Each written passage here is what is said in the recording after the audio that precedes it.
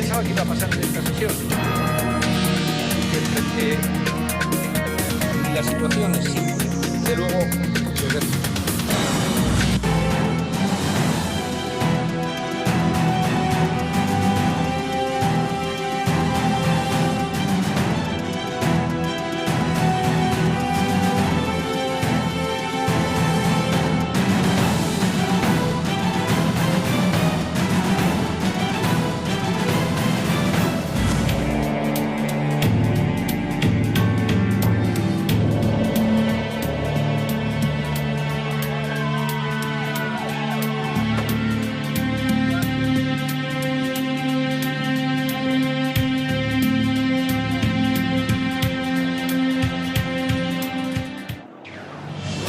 ¿Cómo está? Inicia Temas del Día. Vamos de inmediato a revisar nuestra pregunta para que participe en ella. Aquí la tenemos. Tras el acalorado debate sobre la propuesta de moción de censura hoy en el Congreso de Diputados de España contra Mariano Rajoy por casos de corrupción en el seno del PP, ¿qué se viene de ahora en más? Participe. Le cuento que el caso Gürtel es la trama de corrupción más extensa, más profunda que se haya visto en la historia contemporánea de España. Por ese motivo, el presidente del gobierno, Mariano Rajoy, ha sido el primero en tener que declarar como testigo en un juicio. Este jueves, el Congreso de Diputados sometió a debate una moción de censura contra el jefe del Ejecutivo. Profundizamos entonces en nuestro primer tema del día. En la sesión de hoy, los congresistas sometieron a debate la moción de censura propuesta por el representante del Partido Socialista Obrero Español, Pedro Sánchez, tras darse a conocer la sentencia del sonado caso Gürtel, por el cual fueron condenados altos dirigentes del partido de gobierno, implicados en delitos de corrupción. La sentencia de la Audiencia Nacional, hecha pública el pasado 24 de mayo, sobre el caso Gürtel, y más aún la ausencia de respuesta del Poder Ejecutivo, que pretende ponerse de perfil de nuevo, una vez más, ante la gravedad de los hechos que han sido ya probados por parte de la justicia, no admitiría, como he dicho antes, más salida que la dimisión inmediata del presidente del Gobierno en cualquier democracia equiparable a la nuestra. Esta situación podría culminar con la sustitución de Rajoy como presidente de gobierno y todo parece indicar que Pedro Sánchez asumirá el cargo. Sobre esto, el líder del partido Podemos, Pablo Iglesias, dijo lo siguiente. Tiene que detallar las medidas de su gobierno. Usted tiene también que presentar un programa social. No basta con levantar los vetos del Gobierno, no basta con agilizar las iniciativas bloqueadas por la mesa del Congreso. Usted tiene que hablar aquí de una política sanitaria, de una política educativa, de una política medioambiental, de una política de respeto de los derechos civiles, porque usted aquí hoy no habla ni al PNV, ni tiene que contar los SMS que se manda con Rivera, tiene que hablar a los españoles. Tiene usted que parecer presidenciable, señor Sánchez. Edu Marín nos amplía desde Madrid. Te saludo, Edu. ¿Qué dice el pueblo español de todo esto? Y dado que la aritmética parlamentaria, utilizando la fraseología de Albert Rivera, no favorece a Rajoy, ¿qué dicen los pronósticos? Hola. Sí, Edu, te escuchamos. Saludos desde Madrid. Bueno, pues lo que dice el pueblo español, que está dividido entre lo que podría pasar después de esa moción de censura, ¿no? La mayoría, según las encuestas de los medios de comunicación que se están publicando en las últimas horas, la mayoría de esos ciudadanos sí está a favor de de esa moción de censura. Se divide un poco lo que pasaría después, si Pedro Sánchez debería gobernar o si debería convocar elecciones. Lo que me comentabas de la aritmética, pues esa aritmética parlamentaria no es positiva con Mariano Rajoy, sino con Pedro Sánchez, el líder del Partido Socialista, que ya habría obtenido los apoyos suficientes para que su moción de censura prosperase y que fuera él el próximo presidente del Gobierno en detrimento de Mariano Rajoy. Veremos lo que sucede. Habrá que esperar a mañana viernes a las 2:30 de la tarde, hora de aquí de España, cuando se produzca la votación. Veremos que si todo sucede según lo previsto, Pedro Sánchez será ese presidente y por primera vez en la historia de la democracia española, un presidente del Ejecutivo como Mariano Rajoy perdería esa moción de censura y sería apartado de la jefatura del Ejecutivo. Como digo, habrá que esperar a las 2:30 de la tarde porque todavía tendría Rajoy una opción, que sería la de dimitir, pero la secretaria general del Partido Popular, María Dolores de Cospedal, ha dicho que Rajoy no piensa dimitir. Por lo tanto, se tendrá que enfrentar a esa votación de la moción de censura en las próximas horas. Nada más. Desde Madrid, gracias. Devolvemos la conexión. Gracias, Edu, por todo esto que nos acabas de contar. Hasta la próxima. Edu Marín, directamente desde Madrid, España. El Partido Socialista Obrero Español presentó esta moción de censura contra Mariano Rajoy. Aquí le vamos a explicar de qué va el recurso. Es un procedimiento contemplado en la Constitución de España que expone la ruptura de la relación de confianza entre el gobierno y la Cámara Baja. Permite que la Cámara exija la responsabilidad política del gobierno con el objetivo de forzar la salida del presidente y elegir a un sustituto. La medida debe ser presentada por al menos la 10ª parte de los diputados y debe incluir al candidato a la presidencia de gobierno. Ahora, la trama de corrupción, conocida como caso Gürtel, de la cual le hablaba al principio, es la principal razón de la moción, pero no la única con la que se vincula al Partido Popular. Vamos a mencionar otros ejemplos. Tras varios años de investigación, la justicia española emitió un fallo sobre el llamado caso Gürtel, en el que se investiga una red de contratos amañados entre empresarios y miembros del Partido Popular, desde 1999 hasta 2005. La Audiencia Nacional impuso condenas de hasta 51 años de cárcel a 29 de los 37 acusados por haber participado en el entramado de corrupción y obligó al partido de gobierno a pagar 245.492 euros. El PP estuvo vinculado también con el caso Púnica.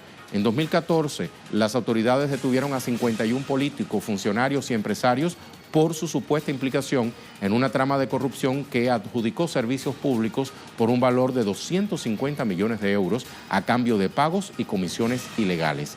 La Operación Leso es el último caso que se conoce sobre la vinculación que tiene el Partido Popular con cuestiones inherentes a la corrupción en España. Aún se mantiene bajo investigaciones y básicamente lo que se busca es determinar si durante la gestión de la empresa pública Canal de Isabel II hubo algún desvío de fondos públicos que terminaran en las cuentas particulares de miembros del Partido Popular.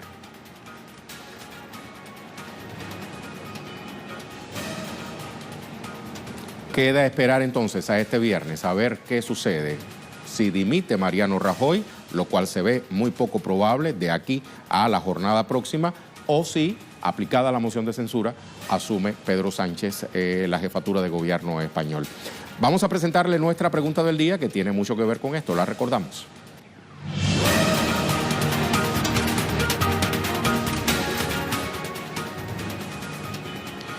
Tras el acalorado debate sobre la propuesta de moción de censura hoy en el Congreso de los Diputados contra Mariano Rajoy por casos de corrupción en el seno del Partido Popular, ¿qué se viene? Opine.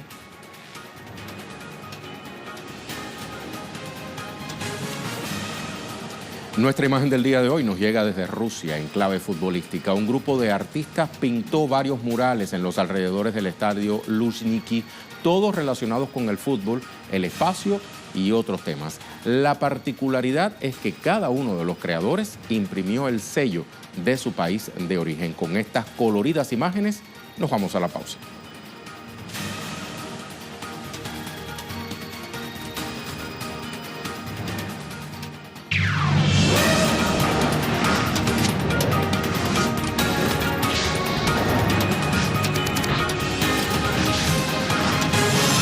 Tal como se vaticinaba, el presidente de Argentina, Mauricio Macri, vetó la ley aprobada por el Senado la víspera que preveía retrotraer el aumento de tarifas a como estaban en 2017.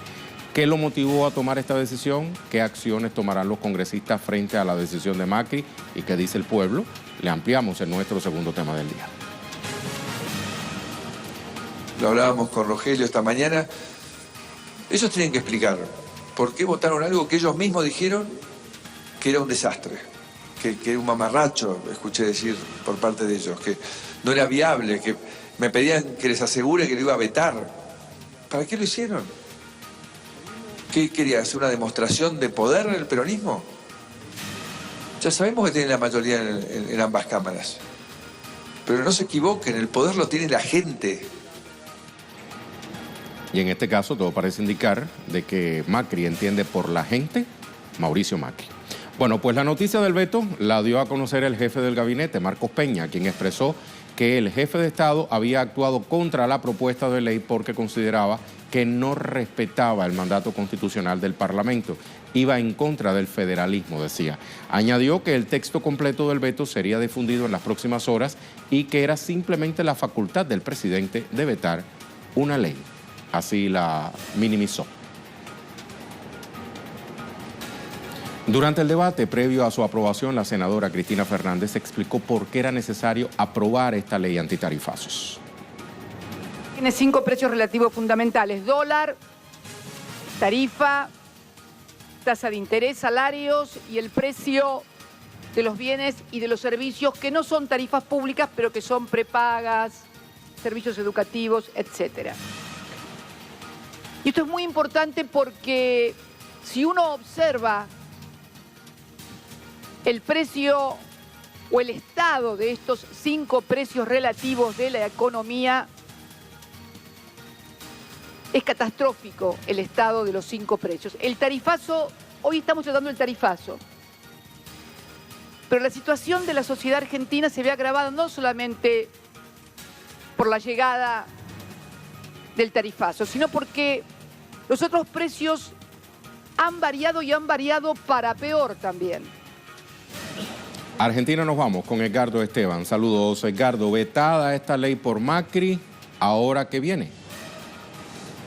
Rey, te saludamos y también saludamos a toda la audiencia de Telesur que nos acompaña en esta tarde. Y como bien decías, el presidente Mauricio Macri no tardó más de 5 horas en derogar, en vetar esta ley que de alguna forma daba la alternativa de volver a lo que significaban las tarifas a fin del año pasado, a noviembre del 2017, y también que fueran un incremento proporcional a los salarios. Es un veto de alguna forma que es difícil para el gobierno de Mauricio Macri porque paga un costo político. Ya los movimientos sociales, las centrales obreras están manifestando la alternativa de generar un paro general de actividad, y seguramente que en los próximos días ya van a comenzar a trabajar y a reunirse para planificarlo, seguramente en los primeros días de junio. Por otra parte, mucha expectativa por lo que va a ser la marcha federal que está llegando a la capital de Argentina en el día de mañana.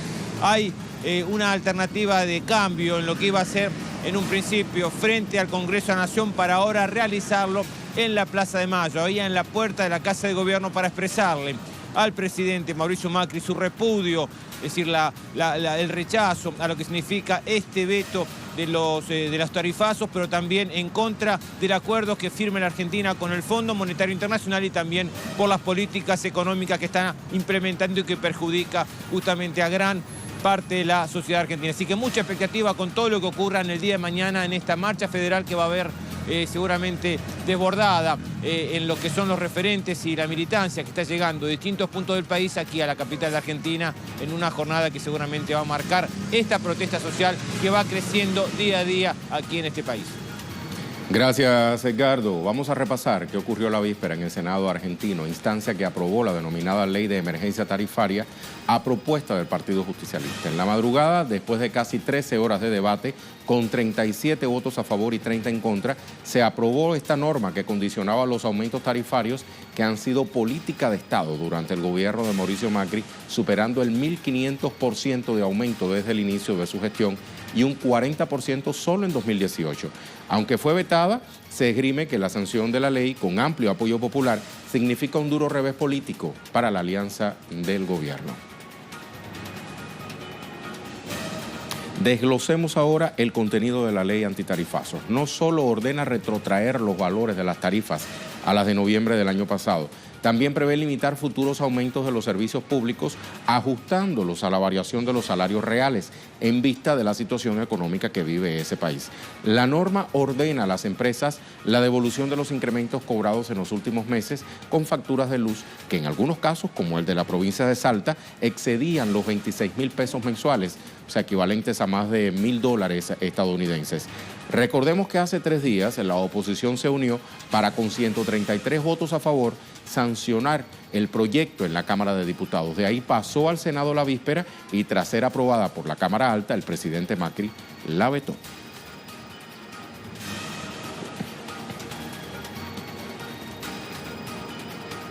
Le hablamos ahora de otros temas que también son noticias este jueves. Para eso consultamos las cuentas Twitter de nuestros corresponsales.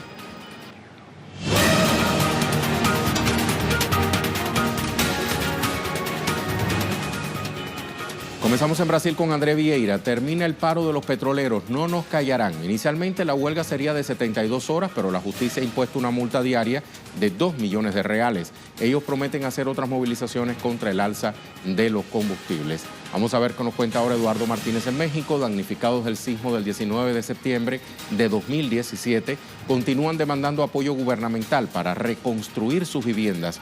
Realizan acciones de protestas.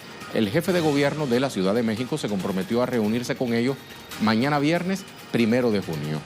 ¿Qué nos dice Mario Rosales? Urgente, arriba cadáver de Claudia Gómez, migrante asesinada por un agente de patrulla fronteriza en Guatemala. Adriana Sibori. Aquí la tenemos. Venezuela. Presidente Nicolás Maduro se reúne con gobernadores opositores en el marco del diálogo. El fiscal general, William Saab, dice que estudian lista de políticos presos procesados por violencia para ser excarcelados en aras de la pacificación y la reconciliación del país. Y ahí nos muestra el video. Vamos ahora a ver lo que publica Freddy Morales. En Bolivia, un subteniente de policía fue el autor del disparo de una canica con una escopeta que terminó con la vida del estudiante Jonathan Quispe de la Universidad Pública del Alto, según el gobierno. Escuchamos el reporte. El gobierno anunció el esclarecimiento de la muerte del estudiante Jonathan Quispe de la Universidad Pública del Alto, hecho ocurrido el pasado día 24 de mayo. Fue presentado ante la prensa como autor del disparo de una canica que hirió de muerte al universitario el subteniente de policía Cristian Casanova, quien está detenido y será sometido a la justicia ordinaria. Según el informe oficial del ministro de Gobierno, Carlos Romero, el subteniente utilizó su escopeta para disparar una bola de cristal o canica contra el universitario.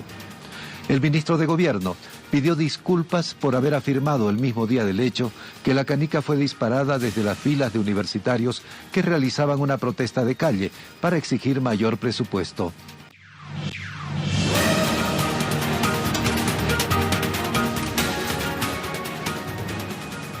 Tema en desarrollo. Continúa la escalada de violencia en Nicaragua. El gobierno sandinista, liderado por Daniel Ortega y Rosario Murillo, reitera su llamado al diálogo para que cese justamente esta violencia y evitar las acciones vandálicas. Incendios, tranques de vías, destrozos y ataques con morteros fueron las acciones emprendidas por sectores violentos de oposición. María José Díaz nos actualiza desde Managua. Saludos, María José. ¿Cuál es la situación hoy? Continúa el ambiente tenso en Nicaragua. Grupos opositores al gobierno han acrecentado la ola de agresiones en las últimas horas en este país, provocando nuevamente incendios y daños a la propiedad pública en distintos puntos de la capital y en el interior del país, dejando 3 asesinados y varios heridos, según fuentes oficiales, entre ellos 6 agentes de la Policía Nacional, quienes aseguran que los estudiantes andan armas de alto calibre. Por medio de un comunicado, el Gobierno de Reconciliación y Unidad Nacional rechaza y condena todas las campañas difamatorias, todas las calumnias y denuncia esta conspiración delincuencial que desde la intimidación, el miedo, las amenazas y el terror han pretendido entregar el país a la delincuencia y al crimen organizado para presionar a los distintos sectores de acuerdo a su propia agenda, destruyendo la imagen de Nicaragua en el mundo, como han pretendido destruir la vida y la capacidad de convivencia entre las familias de Nicaragua, así lo dice el comunicado.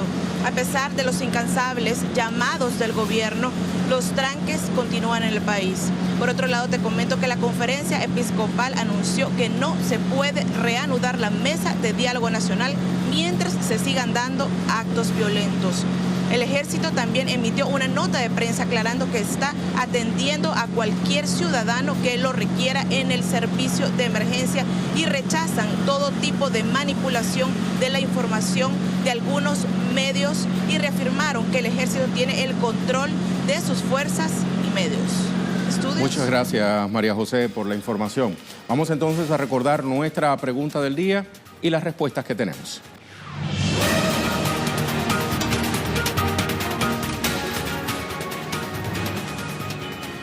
Ahí tenemos la pregunta. Tras el acalorado debate sobre la propuesta de la moción de censura hoy en el Congreso de Diputados contra Mariano Rajoy por casos de corrupción en el seno del Partido Popular, ¿qué se viene ¿Qué nos dice nuestro compañero Joan Ortiz y Serra? Estimado Rey Gómez, no me siento capaz de responder a la pregunta. Tan compleja es la situación y tantas sorpresas políticas estamos teniendo en estos últimos meses que es mejor dejarlo así.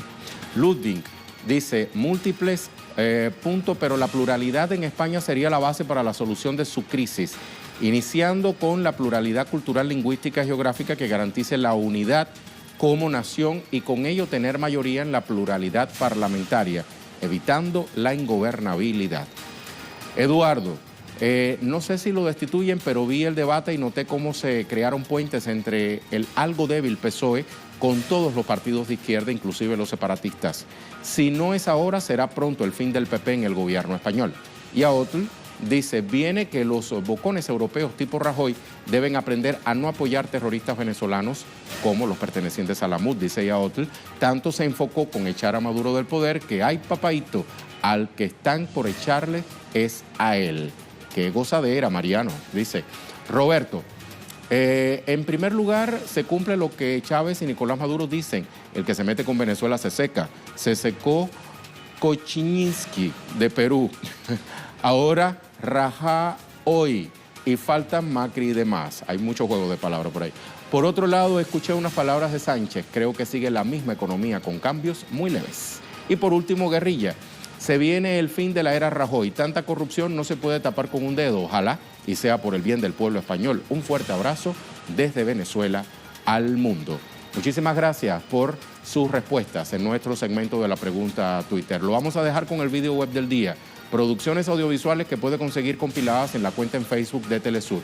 Hoy le mostramos parte de los esfuerzos que hace el hombre por sobrevivir el mayor tiempo posible en el cosmos. Y la alimentación es fundamental para lograr esa meta. Resulta que se están realizando experimentos en ese campo, un paso fundamental en aras de la conquista del espacio. Con estas imágenes nos despedimos.